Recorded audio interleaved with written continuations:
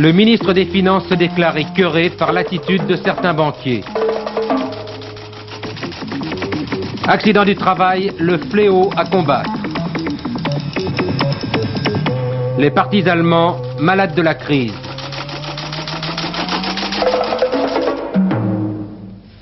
Mesdames, Messieurs, bonsoir. Avant toute chose, les suites du coup d'État en République centrafricaine. Paris a fait savoir officiellement ce matin, c'était en Conseil des ministres, que la France n'était mêlée ni de près ni de loin à cette affaire. Nous n'avons pas, on dit Jean-Pierre Cotte et Claude Chesson, à nous mêler d'une affaire interne qui ne relève que des Centrafricains. Certains avaient aussi avancé l'hypothèse d'une intervention en sous-main des Américains, une hypothèse qu'a réfuté catégoriquement le nouveau chef de l'État, le général Kolinga, joint au téléphone par Paul Naon. Il n'y a pas eu d'entretien très serré avec les Américains. Je reconnais avoir reçu la visite de l'ambassadeur des États-Unis et une visite de courtoisie. Alors dire que le coup d'État a été préparé par les Américains, c'est archi faux. La France restera toujours un pays ami.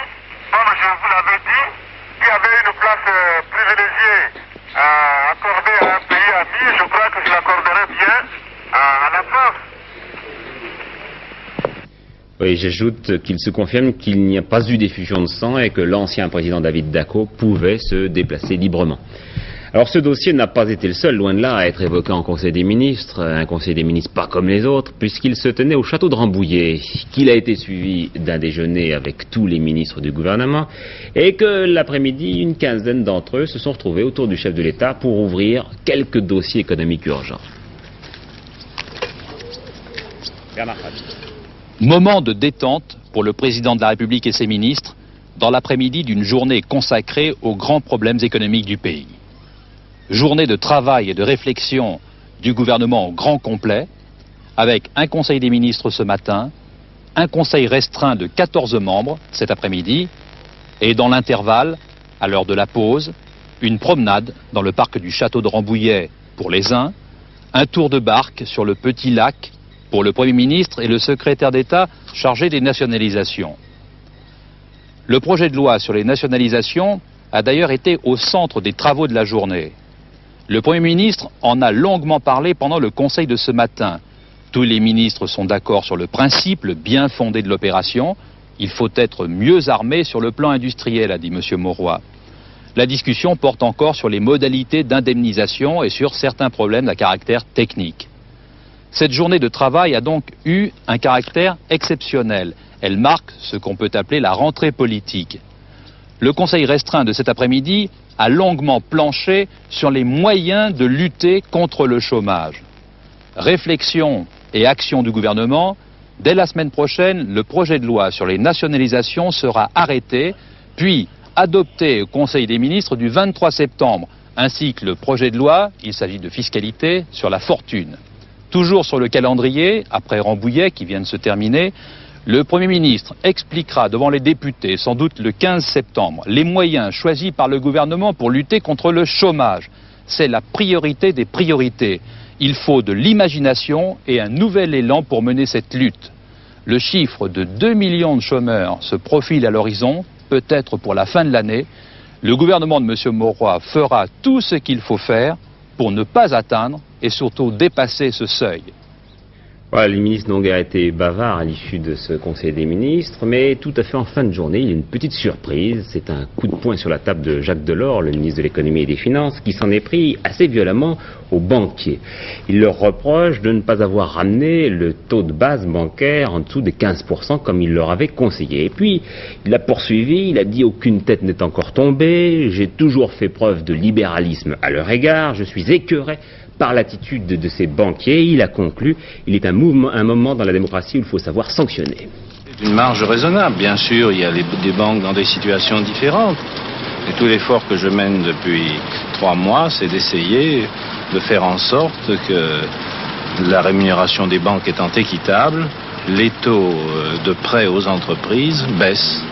D'où cette pression sur le taux de base bancaire accompagnée d'une politique sur le marché monétaire et d'où ces reproches faits à certaines grandes banques de ne pas aller assez vite dans ce sens. Et par conséquent, il arrive des moments où, bien franchement, devant l'opinion, il faut se fâcher. C'est le cas. Alors Philippe Sassier, un ministre de l'économie qui se dit écœuré par l'attitude de banquier, pourquoi ce coup de sang tout d'un coup?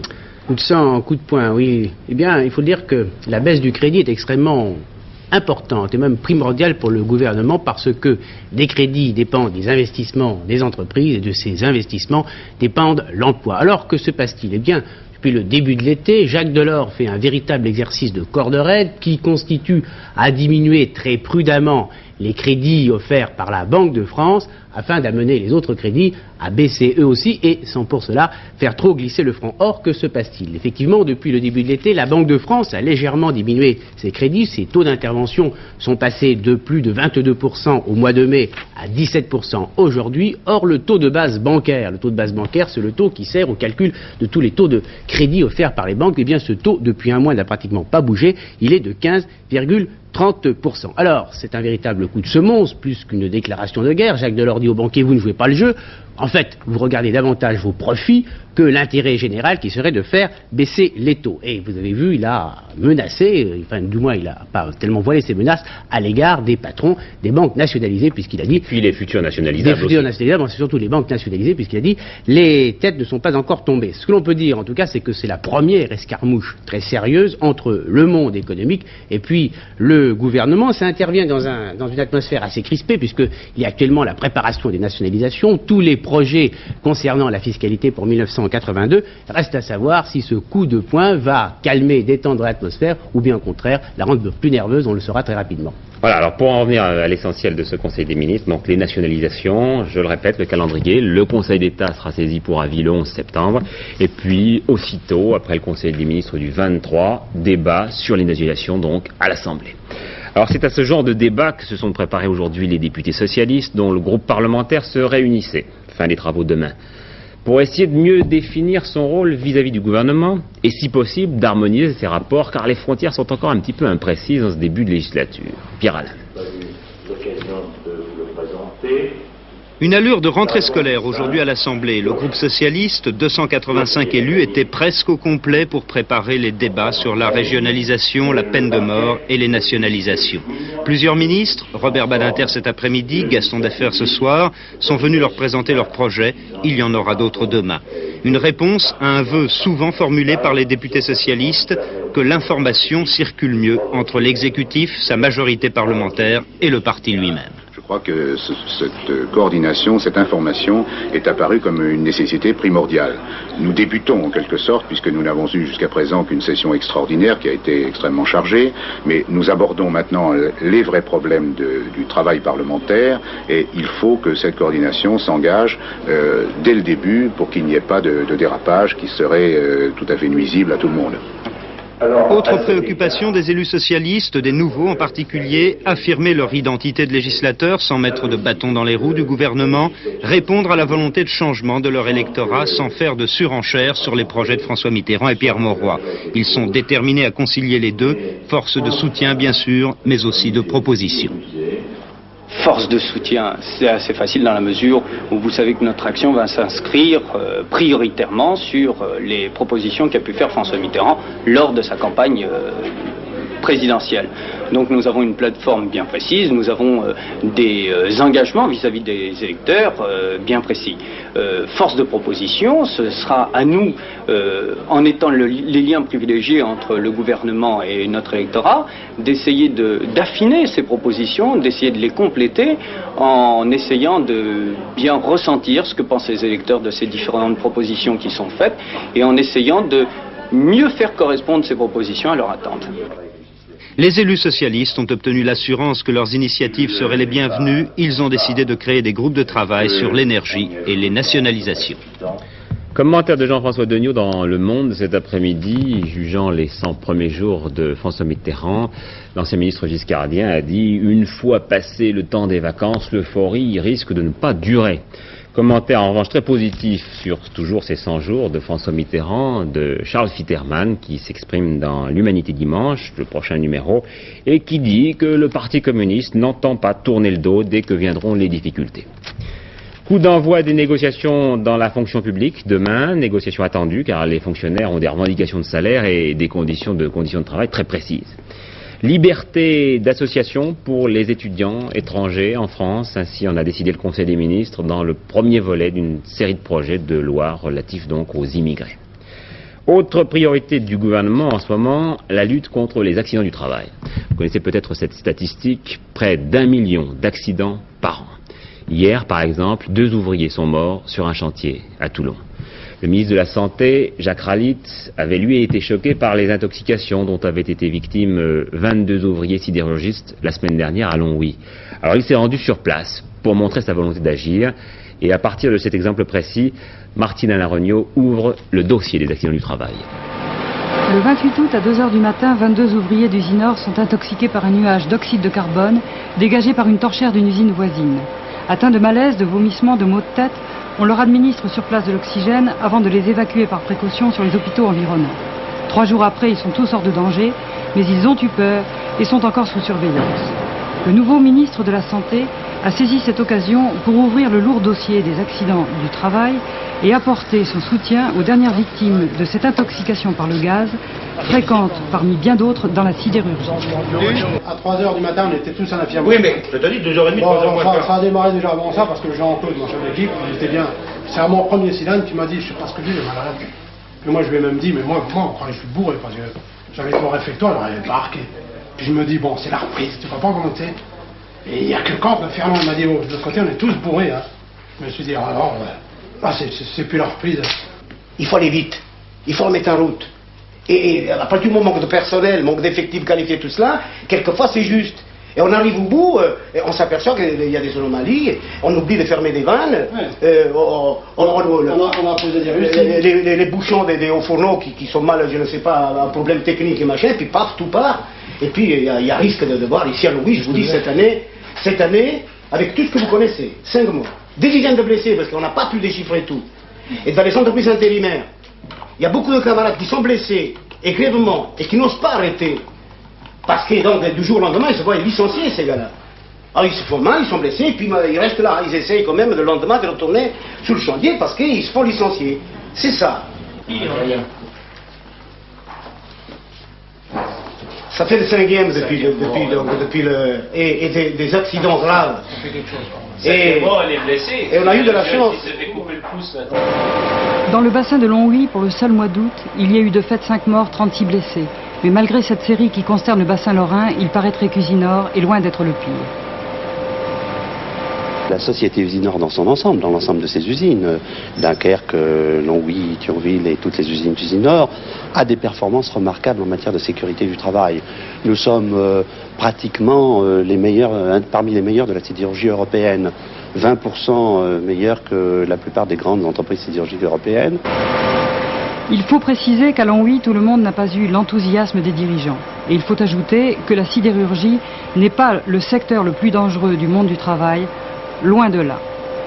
Dernier chiffre actuel en 79 et officiel, accidents, 980 000, dont 1580 morts, soit 5 à 6 morts par jour de travail. Coût pour la sécurité sociale, 26 milliards de francs. Évolution en 10 ans, 30% d'accidents en moins, pour 10% de salariés en plus.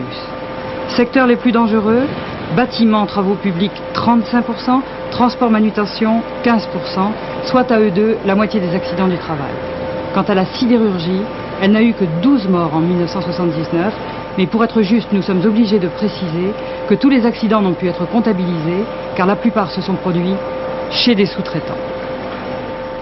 Et Jacques Rallit sera l'invité de notre journal vendredi à Antenne de Midi et je pense qu'il ouvrira l'un de ses dossiers.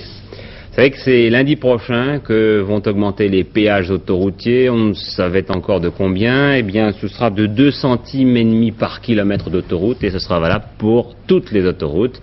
À titre d'exemple, regardez ce que donnera Paris-Lyon, 70 francs. De même qu'une autre destination, Paris-Nice, 175 francs. Pour Paris-Lille, cela donnera 29 francs. Paris-Rouen, 13 francs.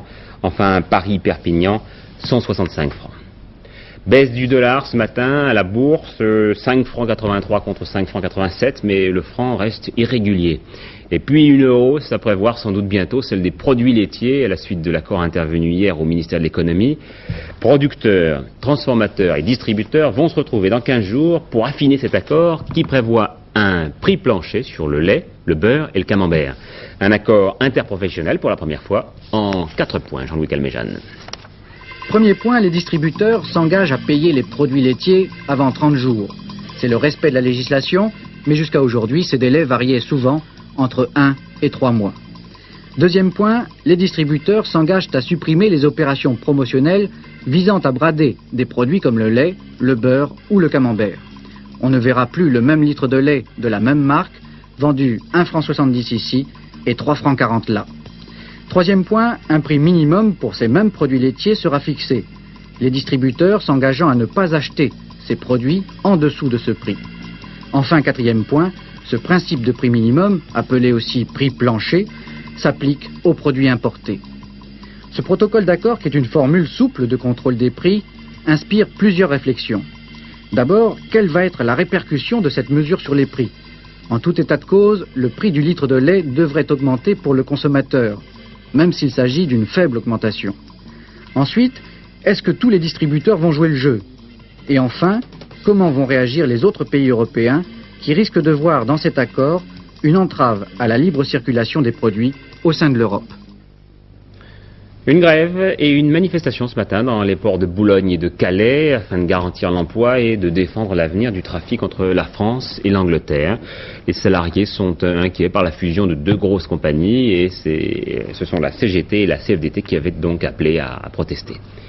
La lutte contre le chômage, c'est aussi l'une des priorités des Allemands, mais la coalition socialiste libérale au pouvoir n'a pas réussi à se mettre d'accord sur un programme d'investissement public. Alors c'est pour nous le moment d'opérer avec Michel Meguer une rapide radiographie de la situation économique outre-Rhin. Phénomène sans précédent outre-Rhin, l'été allemand, plutôt pluvieux, n'a pas été aussi fluide que les années précédentes. Les Allemands sont restés chez eux en plus grand nombre pour des vacances moins onéreuses et moins exotiques que d'habitude. Il n'en reste pas moins que ceux qui ne s'étaient pas attardés sur les bords des lacs bavarois ou sur les plages bondées de la mer du Nord ont encore dépensé cette année plus de 32 milliards de nos francs à l'étranger, une vraie hémorragie. L'Allemagne vit donc encore au-dessus de ses moyens et l'on parle ici d'austérité et de ceinture à resserrer. C'est dire si la rentrée actuelle est observée avec un certain pessimisme. A raison, car la première mauvaise nouvelle date de ce matin. Les couloirs des agences pour l'emploi sont pleins. Le chômage a fait un bond de près de 50% par rapport à l'an dernier. C'est le plus fort taux pour le mois d'août depuis 29 ans. Afin de vider ces salles d'attente de plus en plus fortement, des appels sont jetés en faveur d'un plan de relance et de lutte contre le chômage. Mais les caisses du gouvernement Schmitt sont vides. On l'a dit et redit ce matin en Conseil des ministres. Plus grave, la dette publique allemande avoisine les 900 milliards de francs et coûte chaque année en intérêt l'équivalent du budget de la défense de Bonn. C'est donc de plus en plus impayable. Alors, la mine d'autant plus réjouie qu'il était d'humeur plutôt sombre, Helmut Schmitt a donc préconisé ce matin des coupes dans le budget de l'État, des coupes qui commencent à faire hurler dans son propre parti, car elles touchent un édifice social qui est la fierté des sociodémocrates. Mais Helmut Schmitt a le soutien de ses alliés et associés libéraux qui préconisent une rigueur et une austérité encore plus grande. Le comte Lambsdorff, par exemple, ministre de l'économie libérale, va même jusqu'à prôner une politique à la Reagan. Ce qui lui vaut l'hostilité du ministre social-démocrate des Finances, Matteufer, qui, sous la pression de ses amis politiques, souhaite un plan de relance qu'il ne sait d'ailleurs pas comment financer. Au sein du gouvernement de coalition de Bonn, c'est en somme l'impasse, la confusion et le début d'une zizanie larvée.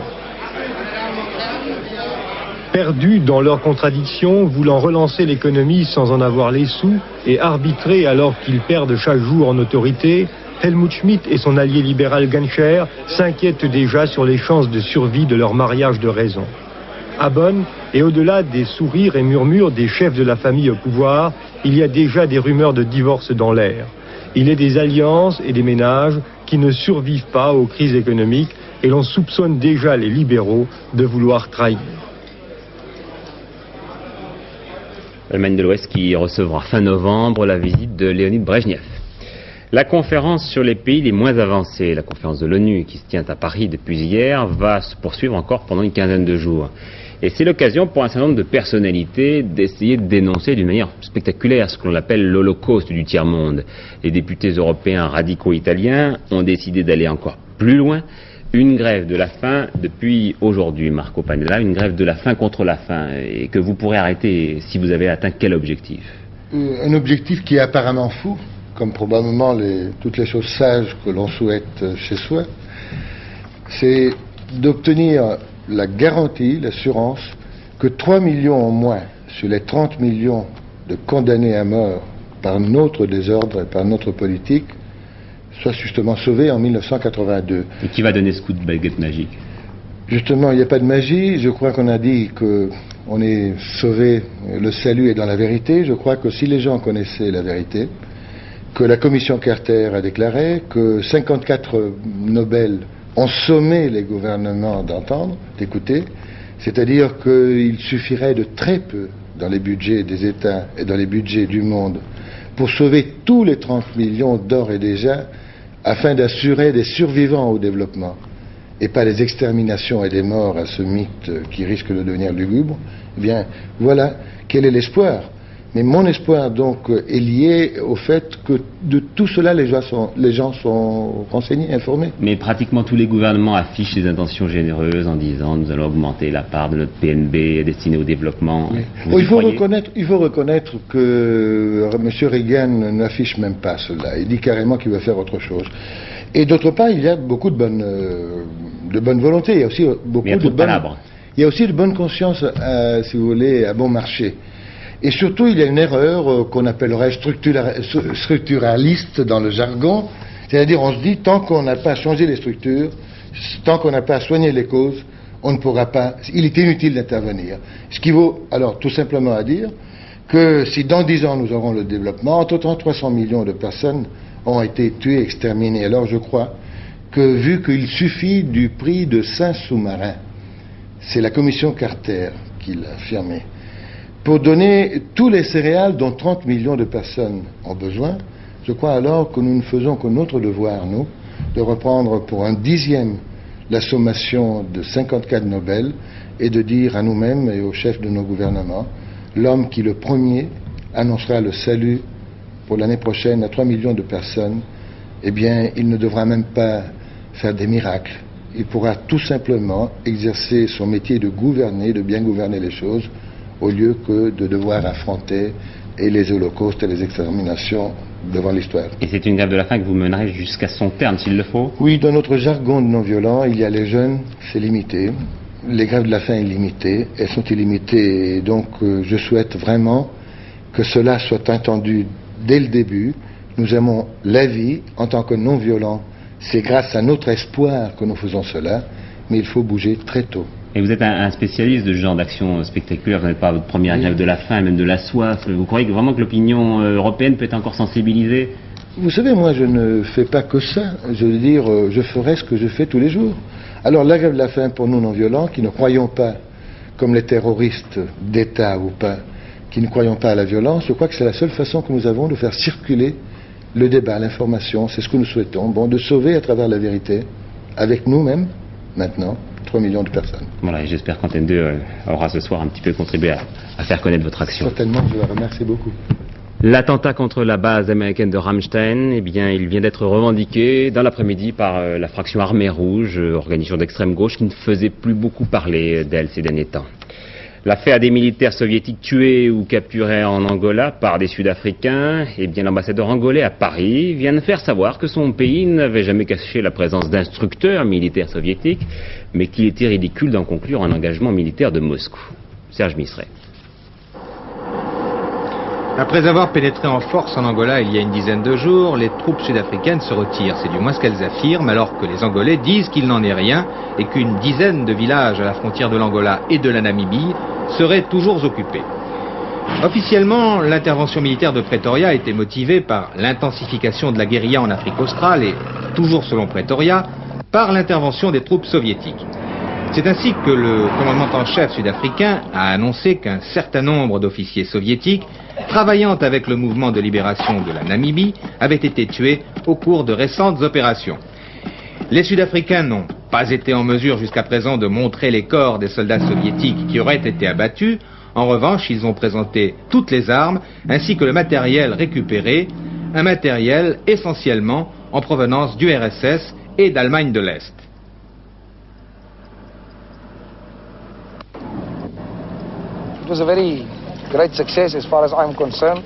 Nous leur avons cassé les reins. C'est ce que déclare ce colonel sud-africain. Et il ajoute, c'est là un très grand succès militaire et l'avenir le démontrera. Selon Washington, il y aurait actuellement en Angola 1 millier de conseillers venus du RSS, l'URSS qui observe toujours un silence total sur cette affaire. Pologne, ouverture aujourd'hui d'un plénum du comité central du parti et ce à quelques jours du congrès de solidarité qui a valu à Lech Walesa de pouvoir intervenir hier soir à la télévision. Puis une diatribe très violente du colonel Kadhafi hier soir également. Il a mis le monde en garde contre une catastrophe nucléaire en Méditerranée. Si jamais la 6e flotte américaine nous attaque, a-t-il dit, nous riposterons sans faire de différence entre leurs engins nucléaires et les autres. La mort d'Albert Speer, ancien ministre de l'armement d'Hitler, mais aussi architecte favori du Troisième Reich. Il avait 76 ans et il se trouvait à Londres pour enregistrer un documentaire télévisé pour la BBC. Voici un extrait de ses propos qui datent donc d'hier encore. Of the extermination of the Jews, which will never leave me. And then, frankly spoken, I am not really in the world. I think somebody who had immigrated and comes back after 20 years in his old country, he also has the same feeling that he is in a kind of a surrealistic world and not really living again in his hometown.